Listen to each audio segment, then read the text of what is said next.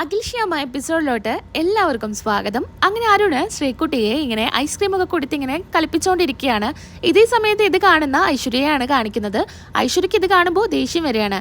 അങ്ങനെ ഐശ്വര്യ പറയുന്നുണ്ട്, അരുൺ എന്താ ഈ പെൺകുട്ടിയെ കളിപ്പിച്ചുകൊണ്ടിരിക്കുന്നത്? ആദ്യമായിട്ട് ജാരസന്തതിയാ, അതിൻ്റെ കൂടെയാണ് ഇപ്പം കളി.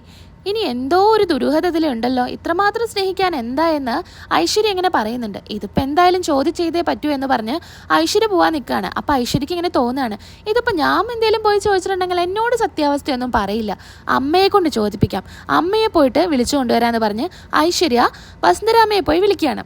അങ്ങനെ അമ്മയെ ഒന്നിങ്ങ് വന്നേ, അമ്മയ്ക്ക് ഒരു കാര്യം കാണിച്ചു തരാം, അമ്മ ഇത് കാണുമ്പോൾ എന്തായാലും ചോദിക്കും, ഉറപ്പാണ്, വാ വാ എന്ന് പറഞ്ഞ് അമ്മയെ വിളിക്കുകയാണ്. അങ്ങനെ വസുന്ധരാമ്മ ചോദിക്കുന്നുണ്ട്, എന്താ എന്താ ഐശ്വര്യയെ എന്ന് ചോദിക്കുന്നുണ്ട്. വാ അമ്മയ്ക്ക് ഞാൻ കാണിച്ചു തരാമെന്ന് പറഞ്ഞ് ഐശ്വര്യ അമ്മേനെ കൊണ്ടുപോവാണ്. അമ്മ കണ്ടോ അത്? ഇപ്പോൾ അരുണേട്ടന് അവളെ മാത്രം മതി, എന്താ കാണിക്കലേ? കണ്ടില്ലേ അമ്മ? അമ്മ എന്താ ഇതിനൊന്നും പറയാത്തതെന്ന് ചോദിക്കുന്നുണ്ട്. അത് പിന്നെ ഐശ്വര്യയെ, ശ്രീകുട്ടി കുഞ്ഞല്ലേ, കുഞ്ഞുങ്ങളെ എല്ലാവരെയും കളിപ്പിക്കും, അതുപോലെ അരുണും അതുപോലെ തന്നെയല്ലേ ചെയ്യുന്നത്. പിന്നെ സ്വന്തമായിട്ടൊരു കുഞ്ഞൊക്കെ ഉണ്ടെങ്കിൽ അരുണിന് ഇതിന് നിൽക്കേണ്ട ആവശ്യമില്ലല്ലോ, അരുണിനൊരു കുഞ്ഞു വേണം, എന്നാൽ ഇതൊക്കെ മാറുമെന്ന് വസുന്ധരാമ പറയാണ്. അതിനുശേഷം വസുന്ധരാമ ഐശ്വര്യയോടുത്ത് പറയുന്നുണ്ട്, നീ അതൊന്നും ശ്രദ്ധിക്കണ്ട, നീ നിന്റെ കാര്യം നോക്കുമെന്ന് പറഞ്ഞ് വസുന്ധരാമ അവിടെ നിന്ന് പോവാണ്. അതിനുശേഷം ഐശ്വര്യ മനസ്സിൽ ചിന്തിക്കുന്നുണ്ട്, ഓ ഇപ്പോൾ പേരക്കുട്ടിയുടെ ഭാഗത്താണല്ലോ അല്ലേ, അമ്മയ്ക്കിപ്പോൾ അവളില്ലാണ്ട് പറ്റാതായി, അവളെ എങ്ങനെയെങ്കിലും ഇവിടെ നിന്ന് ഒഴിവാക്കണമെന്ന് ഐശ്വര്യ പറയാണ്. അങ്ങനെ അരുണും ശ്രീകുട്ടിയും കൂടെ പുറത്തു പോകുന്നു. കമ്പനിയുടെ ഇപ്പോഴത്തെ അവസ്ഥയിൽ അഖില് എന്തായാലും ജോലിയിൽ തിരികെ കയറണമെന്ന് തീരുമാനമെടുത്തിരുന്നു. അപ്പോൾ അഖിലിനെ കാണാനായിട്ട് വസുന്ധരാമയും അതുപോലെ ആനന്ദ് വർമ്മയും കൂടെ ചെല്ലുകയാണ്.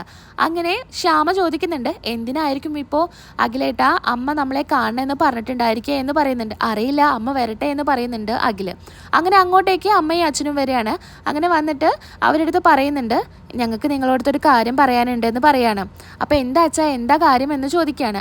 അത് പിന്നെ മോനെ അമ്മ തന്നെ പറയുമെന്ന് പറയാണ്. നമ്മുടെ കമ്പനി ഇപ്പോൾ വളരെ മോശമായിട്ടാണ് മോനെ പോകുന്നത്, അതുകൊണ്ട് അഖിൽ എന്തായാലും വീണ്ടും ജോലിയിൽ തിരികെ കയറണം. അഖി മോനെ, നീ എന്തായാലും ജോലിയിലോട്ട് തിരികെ വാ, നമ്മുടെ കമ്പനി നമുക്ക് തിരികെ പിടിക്കണം, അതല്ലാന്നുണ്ടെങ്കിൽ ഇപ്പോൾ ആകെ കഷ്ടത്തിലായിരിക്കുമെന്ന് വസുന്ധരാമ പറയാണ്.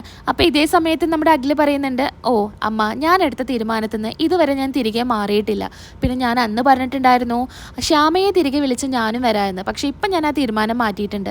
ശ്യാമയെ വിളിച്ചാലും ഞാൻ വരില്ല. പിന്നെ ഞങ്ങൾ പുതിയൊരു ബിസിനസ് തുടങ്ങാൻ തീരുമാനിച്ചിരിക്കുകയാണ്, പക്ഷേ എന്ത് ബിസിനസ് തുടങ്ങണമെന്ന് ഇതുവരെ ഞങ്ങൾ തീരുമാനിച്ചിട്ടില്ല. പക്ഷേ ഇപ്പം ഞാൻ തീരുമാനിക്കുന്നു, സ്പൈസസ് കമ്പനി തന്നെയാണ് ഞാനും തുടങ്ങുന്നതെന്ന് പറയണം. അപ്പോൾ പിന്നെ പറയുന്നുണ്ട്, മോനെ ഞാനും നമ്മളെ കമ്പനി അതന്നെയല്ലേ എന്ന് പറയാണ്. അതെ, അതുകൊണ്ട് തന്നെയാണ് ഞാൻ തുടങ്ങുന്നത്. ചെയർമാൻ സ്ഥാനത്ത് ശ്യാമയായിരുന്നല്ലോ, അവിടുന്ന് മാറ്റിയിട്ട് പിന്നെ ഐശ്വര്യടുത്തേനെ മാറ്റിയതല്ലേ, അപ്പോൾ അതുപോലെ ഇനി എൻ്റെ കമ്പനിയുടെ ചെയർമാൻ ആയിരിക്കുന്നത് ശ്യാമ തന്നെയായിരിക്കുമെന്ന് പറയാണ്. അപ്പോൾ വസുന്ധരാമയ്ക്ക് ദേഷ്യം വരികയാണ്. എന്നാൽ നമുക്ക് കാണാം, ഇനി ആരാ ജയിക്കുന്നതെന്ന് നമുക്ക് നോക്കാം എന്ന് പറഞ്ഞ് വസുന്ധരാമ അവിടെ നിന്ന് പോവാണ്. അതിനുശേഷം ശ്യാമ പറയുന്നുണ്ട്, എന്താ അഖിലേട്ടാ ഈ പറഞ്ഞത്? അമ്മയ്ക്കും അച്ഛനും ഒരുപാട് സങ്കടമായിട്ടുണ്ടാവും എന്ന് പറയാണ്. സങ്കടമാവാൻ വേണ്ടിയിട്ട് തന്നെയാണ് ഞാൻ പറഞ്ഞത്, എനിക്കും ഇല്ലേ കുറച്ചൊക്കെ ദേഷ്യമൊക്കെ. പിന്നെ കമ്പനി തുടങ്ങാമെന്ന് പറഞ്ഞത്, എനിക്ക് സ്പൈസസ് കമ്പനി തുടങ്ങിയിട്ടാണ് കൂടുതൽ കാര്യങ്ങൾ അറിയാം, അതുകൊണ്ട് തന്നെ എക്സ്പീരിയൻസും അതിലാണ്. അപ്പോൾ അത് തന്നെ തുടങ്ങുകയാണെങ്കിൽ കുറച്ചും കൂടെ നല്ലതായിരിക്കും, വിജയസാധ്യത കൂടുതലും ആയിരിക്കും. അതുകൊണ്ട് തന്നെയാണ് ഞാൻ അത് തുടങ്ങാമെന്ന് തീരുമാനിച്ചത്. അപ്പോൾ പിന്നെ നമ്മൾ രണ്ട് കമ്പനികളും തമ്മിൽ മത്സരമായിരിക്കില്ലേ, അത് വേണ്ട എന്ന് പറയാണ്. അങ്ങനെയൊന്നും ആവില്ല, മത്സരം ആവണം, മത്സരം ആയാലല്ലേ കൂടുതൽ വിജയം ഉണ്ടാവുക. അതുപോലെ ഇനി ഐശ്വര്യടുത്തി ആ സ്ഥാനത്തിരുന്ന കമ്പനിക്ക് വല്ല പ്രശ്നം വന്നാലും നമ്മുടെ കമ്പനി വെച്ച് അച്ഛനെയും അമ്മയും എല്ലാവരും നമുക്ക് നോക്കാൻ സാധിക്കണം. പിന്നെ അമ്മയും അച്ഛനും ഒന്ന് മനസ്സ് വെച്ചാൽ തന്നെ ആ കമ്പനി മുന്നോട്ട് കൊണ്ടുപോകാൻ പറ്റുന്നതേ ഉള്ളൂ. അവർ മനസ്സ് വെക്കട്ടെ, ആ വാശിക്ക് വേണ്ടിയിട്ട് തന്നെയാണ് ഞാൻ പറഞ്ഞു എന്ന് അഖിൽ പറയാണ്. അപ്പോൾ ശ്യാമയും പറയുന്നുണ്ട്, അത് ശരിയാണല്ലേ അഖിലേട്ടാ, ഞാൻ അത്രയ്ക്ക് അങ്ങ് ചിന്തിച്ചില്ല എന്ന് പറഞ്ഞ് ശ്യാമയും അഖിലും കൂടെ അവിടെ നിന്ന് പോവാണ്. അങ്ങനെ പിന്നീട് കാണിക്കുന്നത് ഐശ്വര്യയെയും അരുന്ധതിയെയും അതുപോലെ വിസ്മയെയുമാണ്. ഐശ്വര്യ അരുന്ധതിയോട് പറയുന്നുണ്ട്, ആ കുട്ടിയെ അവിടുന്ന് എങ്ങനെയെങ്കിലും ഒഴിവാക്കണം, അതല്ലാന്നുണ്ടെങ്കിൽ എൻ്റെ ജീവിതം നശിപ്പിക്കുമെന്ന് ഐശ്വര്യ പറയാണ്. അപ്പോൾ അരുന്ധതി പറയുന്നുണ്ട്, നീ വിഷമിക്കണ്ട, ആ കുട്ടിയുടെ ഞാൻ നോക്കിക്കോളാം, അവളെ ഞാൻ അവിടെ നിന്ന് ഒഴിവാക്കി തരാമെന്ന് അരുന്ധതി പറയാണ്. എന്നാൽ വിസ്മയ അവിടെ കുറച്ച് ആണുങ്ങളുടെ ഇടയിൽ നിന്നിട്ട് പാട്ട് പാടിക്കൊണ്ടിരിക്കുകയാണ്, മൈക്ക് കയ്യിലുള്ള പോലെ പാട്ട് പാടിക്കൊണ്ടിരിക്കുകയാണ്. അങ്ങനെ പറയുന്നുണ്ട്, ഞാനാണ് ശ്യാമ, ശ്യാമയാണ് വിസ്മയ പാടിയ പാട്ടൊക്കെ പാടിയിട്ടുള്ളത്, ശ്യാമയ്ക്ക് നല്ലപോലെ പാട്ട് പാടാൻ സാധിക്കും, പക്ഷേ വിസ്മയ്ക്ക് പാട്ട് പാടാൻ അറിയില്ല. അങ്ങനെ നിന്ന് പാട്ട് പാടുകയാണ്. അങ്ങനെ കൂടിയിട്ടുള്ള ആളുകളൊക്കെ ഈ വിസ്മയുടെ പാട്ട് കേട്ടിട്ട് ചിരിക്കുന്നുണ്ട്. ഇത് കണ്ടിട്ട് നമ്മുടെ അരുന്ധതി കരയാണ്, എൻ്റെ മോളുടെ ഇപ്പോഴത്തെ അവസ്ഥ കണ്ടില്ലേ, എന്താണെന്നറിയോ, എൻ്റെ മോളെ ഞാൻ എങ്ങനെ വളർത്തിയതാണെന്ന് അറിയോ എന്ന് പറഞ്ഞ് വിസ്മയെ അവിടെ നിന്ന് വിളിച്ചു കൊണ്ടുവരികയാണ്. അങ്ങനെ വിസ്മയ വരുന്നില്ല. ഞാൻ വരുന്നില്ല, എൻ്റെ ഫാൻസാണ് ഇവിടെ നിൽക്കുന്നത്, ഞാൻ പാട്ട് പാടട്ടെ എന്ന് പറയുന്നുണ്ട്. മോളെ ഇങ്ങ് വാ എന്ന് പറഞ്ഞ് വിളിച്ചു കൊണ്ടുവരികയാണ്.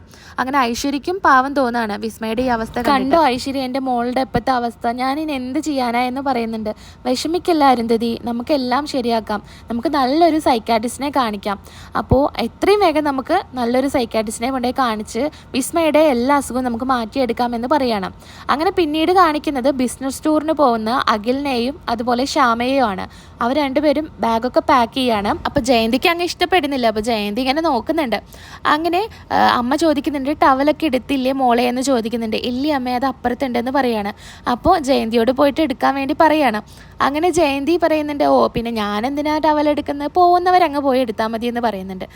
ഞാൻ തന്നെ പോയി എടുത്തോളാം എന്ന് പറഞ്ഞാൽ അമ്മ പോയിട്ട് ടവൽ എടുത്തിട്ട് ശ്യാമയ്ക്ക് കൊണ്ടു കൊടുക്കുകയാണ്. അങ്ങനെ ശ്യാമ പറയുന്നുണ്ട്, എന്താ അപ്പു മോൻ്റെ മുഖത്തൊരു വിഷമം എന്ന് ചോദിക്കുന്നുണ്ട്. ഒന്നുമില്ല ചേച്ചി എന്ന് പറയാണ്. ചേച്ചി ഓരോ സ്ഥലത്ത് പോകുമ്പോഴും ഫോട്ടോസൊക്കെ എനിക്ക് അയച്ചു തരണമെന്ന് പറയാണ്. അഖി പറയുന്നുണ്ട്, നമുക്ക് അസുഖമൊക്കെ മാറിയതിന് ശേഷം നമുക്ക് ഒരുമിച്ച് എല്ലാവരും കൂടിയിട്ട് നമുക്കൊരു യാത്ര പോവാ എന്ന് പറയാണ്. അപ്പോൾ ജയന്തി ചോദിക്കുന്നുണ്ട്, എന്നെയും കൊണ്ടുപോയെന്ന് ചോദിക്കുന്നുണ്ട്. നമ്മളെല്ലാവരും കൂടിയാ പോവാ എന്ന് പറയുന്നുണ്ട്. അപ്പോൾ അപ്പു പറയണ, എവിടെയെങ്കിലും പോകുമ്പോൾ വഴക്കിടാൻ ആരെങ്കിലും വേണ്ടേ, എടാ നിനക്ക് വയ്യാത്തതുകൊണ്ട് ഞാൻ നിന്നെ വെറുതെ വിടുകയാണെന്ന് ജയന്തി പറയാണ്. അപ്പോൾ ജയന്തിയോട് പറയുന്നുണ്ട്, നമ്മൾ എല്ലാവരും കൂടി ടൂറ് പോവാന്ന് പറയാണ്.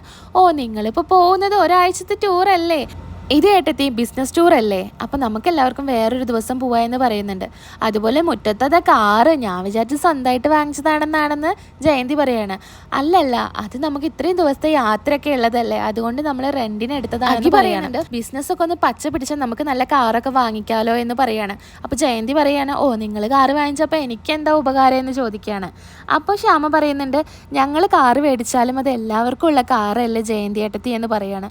ഇത് കേട്ട് അച്ഛൻ പറയുന്നുണ്ട്, ആദ്യം ഇരുന്നൊന്ന് കാല് നിവർത്ത് എന്ന് പറയുകയാണ്. അവിടെ വെച്ച് എപ്പിസോഡ് അവസാനിക്കുകയാണ്. അടുത്ത വീഡിയോയിൽ നമുക്ക് വീണ്ടും കാണാം. അതുവരേക്കും എൻ്റെ എല്ലാ കൂട്ടുകാർക്കും ടാറ്റ ബൈ.